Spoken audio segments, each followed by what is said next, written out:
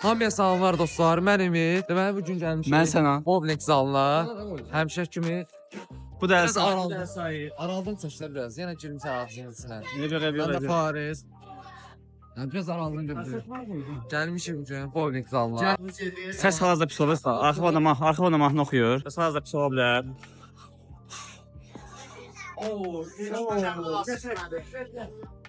Ağışda, Faizat, at Faizat. Ancaq əl atır indi. Ancaq əl sahib atır dostlar, o da atanmır. Ayəli. Allah. Yapma İşim yiyeyim mi? Dostlar, indi bunlar mən at falan yedim. Bunlar zəifdir, bunlar şaladı fatisini. İnşallah ben normalden sonra yakta oynarım. Prof ne sebep? Allah. Yapma İşim yiyeyim mi?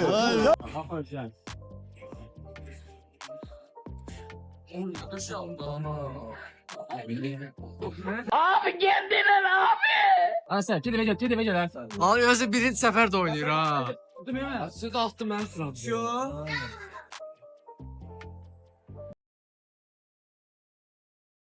Betim karpuz da vardı, sen ne yapsan da? Karpuz da var, götürsün Allah. Ümit karpuz da var. Sən sən demə təzə atırsan.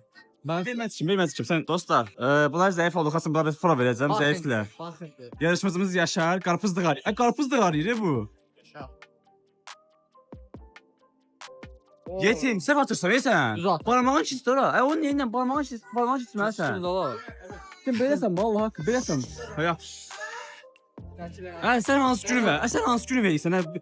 Bir daha vuramıyor. Baba pro. Qarpızın yaxşı olur. Yaxşı olur. Saat lan. Tagline sat görsən. Vallahi.